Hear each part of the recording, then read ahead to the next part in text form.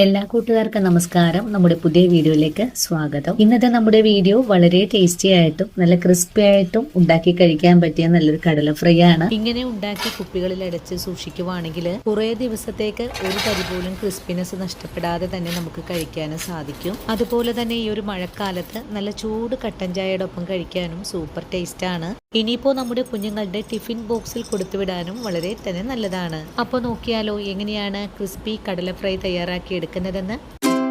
ഇനി നമുക്ക് കടല ഫ്രൈ തയ്യാറാക്കാൻ തുടങ്ങാം. ഇതിനായിട്ട് ഞാനിവിടെ 300 ഗ്രാം വെള്ളക്കടലയാണിത്. നിങ്ങൾക്ക് ഇതിന് പകരമായിട്ട് കറുത്ത കടലയാണ് താല്പര്യമെങ്കിൽ അങ്ങനെയും ചെയ്യാവുന്നതാണ്. ഇനി നമുക്ക് ഈ കടല വേവിച്ചെടുക്കാനായിട്ട് കുക്കറിലേക്ക് മാറ്റും. കടലയ്ക്ക് ആവശ്യമായ ഉപ്പ് ചേർക്കാം. കടലയിലേക്ക് കുറഞ്ഞളവിൽ വെള്ളം ചേർത്ത് കൊടുത്താൽ മതിയാകും.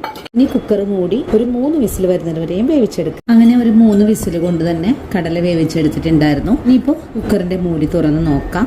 കടല നല്ലതുപോലെ വെന്ത് വന്നിട്ടുണ്ട്.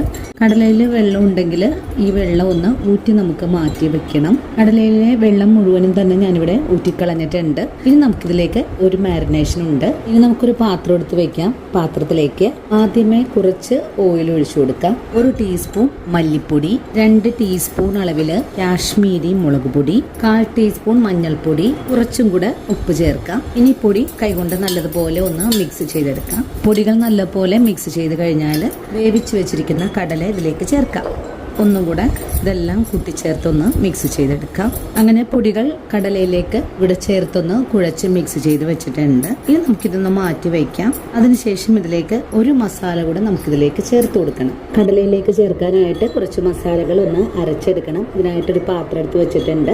പാത്രത്തിലേക്ക് ഒരു 5 പച്ചമുളക് എടുക്കാം. പച്ചമുളകിന്റെ കൂടെ തന്നെ 1/4 ടീസ്പൂൺ അളവില് പെരിഞ്ജീരകം, 1/4 ടീസ്പൂൺ അളവില് കുരുമുളക്, 10ഓളം വെളുത്തുള്ളി അല്ലി കൂടെ ചേർക്കാം. ഇതൊരു മിക്സിയുടെ ജാറിലിട്ട് ഒന്ന് ചതച്ചെടുത്തിട്ട് വരാം. ഇനി ചതച്ചെടുത്തിട്ടുള്ള ചേരുവകള് കടലയിലേക്ക് ചേർക്കാം. വീണ്ടും ഒന്നുകൂടെ നമുക്ക് മിക്സ് ചെയ്ത് കൊടുക്കാം. നമ്മളിതിലേക്ക് കാശ്മീരി മുളക് പൊടിയാണ് ചേർത്തിട്ടുള്ളത്. അതുകൊണ്ട് ഒരുപാടൊന്നും എരിവ് ഉണ്ടാവില്ല. നമ്മളിപ്പോൾ ചേർത്ത ആ ഒരു പച്ചമുളകിന്റെയും കുരുമുളകിന്റെയും എരിവ് മാത്രമാണ് ഇട്ടുക. അങ്ങനെ ഇപ്പോൾ നല്ല പോലെ മിക്സ് ചെയ്ത് കഴിഞ്ഞിട്ടുണ്ട്. ഇനി നമുക്കിതിലേക്ക് വേണ്ടത് 2 സ്പൂൺ അളവില് കടലമാവ് ചേർക്കാം. 2 ടീസ്പൂൺ അളവില് കോൺഫ്ലോർ കൂടെ ചേർക്കാം. ഇനി കുറച്ച് കറിവേപ്പില നമ്മുടെ കൈ കൊണ്ട് ഒന്ന് കീറിയതും കൂടെ ചേർത്ത് വീണ്ടും ഒന്നുകൂടെ കുഴച്ച് മിക്സ് ചെയ്തെടുക്കാം. കടലയിലേക്ക് നമ്മൾ ഇതുവരെയും ഒരു തുള്ളി പോലും വെള്ളം ചേർത്തിട്ടില്ല. ഒരുപാട് പൊടിയൊന്നും ചേർത്ത് കൊടുക്കരുത്.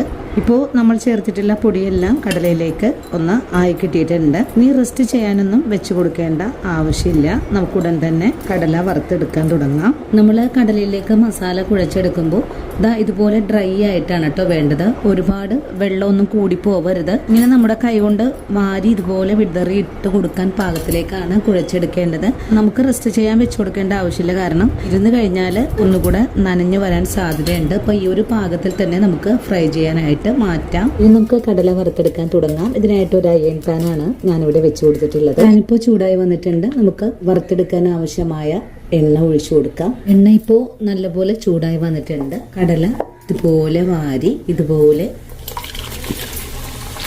കൈയൊന്നും പൊള്ളിക്കാതെ വേണം എണ്ണയിലേക്ക് വാരിയിട്ട് കൊടുക്കാനായിട്ട്. 2-3 തവണകൾ കൊണ്ടാണ് നമുക്കിത് മുഴുവനും വറുത്തെടുക്കാൻ സാധിക്കുന്നത്. എണ്ണയിലേക്ക് വാരിയിട്ട് കഴിഞ്ഞാൽ പിന്നെ നമുക്ക് ഇതുപോലെ ഒന്ന് അടിച്ചേർത്ത് ഇളക്കി കൊടുക്കാം. അല്ലെങ്കിൽ എല്ലാം കൂട്ടിച്ചേർന്ന് ഒട്ടിപ്പിടിക്കാനൊക്കെ സാധ്യത വളരെ കൂടുതലാണ്.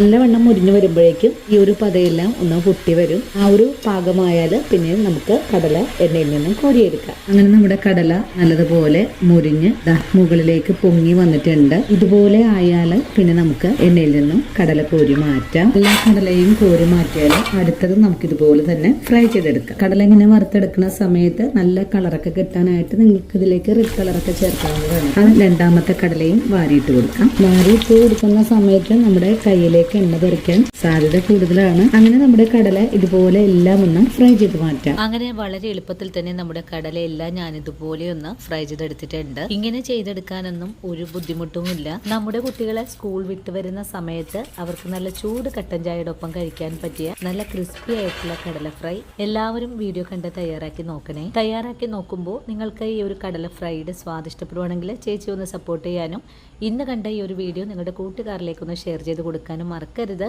അപ്പോൾ ഇനി നല്ലൊരു വീഡിയോ ആയിട്ട് നാളെയും കണ്ടുമുട്ടാം. അതുവരെയും ഒത്തിരി സ്നേഹത്തോടെ വീണ്ടും കാണാം.